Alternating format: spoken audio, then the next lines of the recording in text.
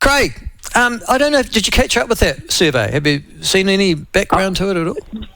No, I just logged on the last 5 minutes and caught your summary, Michael, but no surprises. Those PISA rankings are appalling, from fourth in roughly 1990 to the high 20s today. You cannot compete in the world without children, students, adults being able to critically, coherently argue or add, subtract, divide, think abstractly. We all lose from this. So, it's critical that Erica Stanford delivers on her proposed changes, and I would argue, what else do we do to help her drive change? Well, yeah, this research is stunning, staggering to me. I mean, I thought I had this prejudice and bias. I hate having prejudice and bias confirmed like this. This is stunning. Anyhow, all right. Yeah, well, I think the Ministry of Education has also done surveys, which they're all surprised as well at how poorly students are passing relatively, and I'm coming from a judgment perspective, but relatively innocuous exams and merit points. So, we have to start now. We should have started 10, 20 years ago, but we've got to start now and rectify this. Yeah, but those teachers are now, though, as I talk to you now, Craig, teaching supposedly these subjects to a whole group of a new tranche of students, and they don't understand it themselves.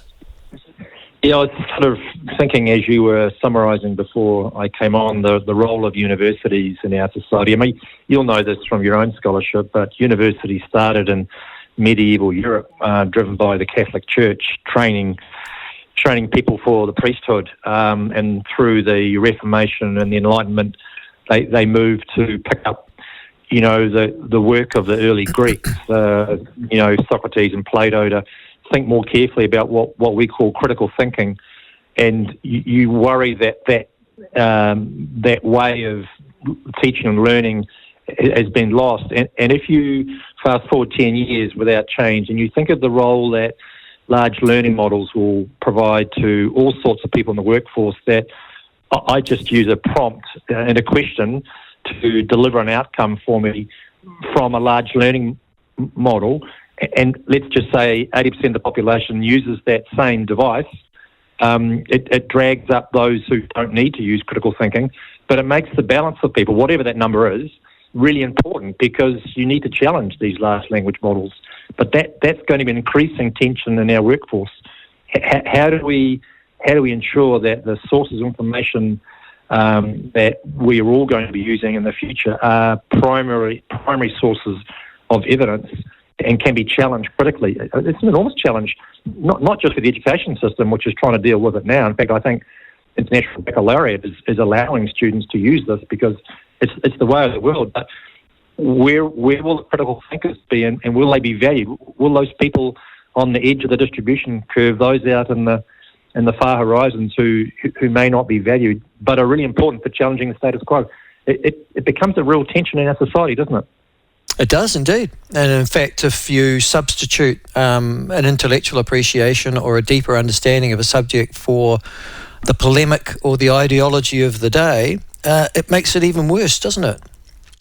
Yes, it does. So those who have a challenger mindset need to be valued, and we need to encourage their voices and their thinking to be heard, not squashed, for sure.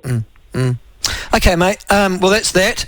Listen, we'll come back to it, because you can't have an uneducated populace if you've, and you certainly shouldn't have an uneducated teaching profession. That'll be another issue for another day. We're a month away, Craig. Exactly 1 week away from the budget. Any surprises, do you think, coming out of that? No, it's sort of, the expectations have been, I think, quite cleverly hosed down, and it's focused on what will fund the changes to tax. And I'm just thinking beyond the tax changes and other things that Nicola will roll out, to think in a more of a forward sense what might be in the commentary around the future, because I think that's where the focus should be. And I'm thinking that there is now a window for us to consider asset sales to repay debt, because that debt mountain is not going to go away. I think that'll be a feature of the budget. How do we repay this debt that's growing. And if you do that for some of the SOEs or the mixed ownership model businesses that the Crown's got shares in, it will allow those businesses to access capital, because you can imagine with the debt profile that the Crown has, they don't have the money to put into businesses to help them grow, even though they own 51%. So those businesses are constrained in their growth at a time when we need more productivity and we need growth.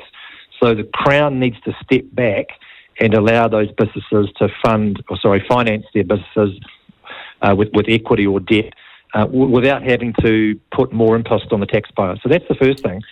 The second thing is, it reminded me this tax issues around a gentleman who you may not be aware of called Arthur Laffer, a US economist, and he's famous for sort of putting a bookend around tax. So in his mind, a 0% tax rate doesn't bring any tax in, right? We all understand that. If the tax is zero, no tax comes in.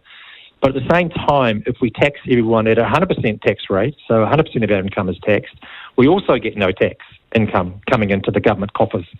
So somewhere in between is a magical number that says that kind of works between getting enough tax to come in and ensuring that people want to pay that amount. So that debate, I think, still has to happen. But when I was thinking about his kind of thinking, I came across a quote from him, which I want to read out, which applies to us as a society and the way we use tax to fund transfers. So we tax people to fund benefits, to fund housing grants, to fund all sorts of things, superannuation, working with families, etc. So the quote goes like this: when you take from those who have a little bit more, you reduce their incentives to produce, i.e. they produce less.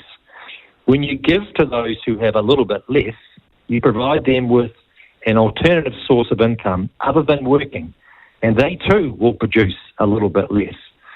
So, in summary, when you redistribute income from those with a little bit more to those with a little bit less, it's plain and simple maths. You always reduce the total income of our country, always.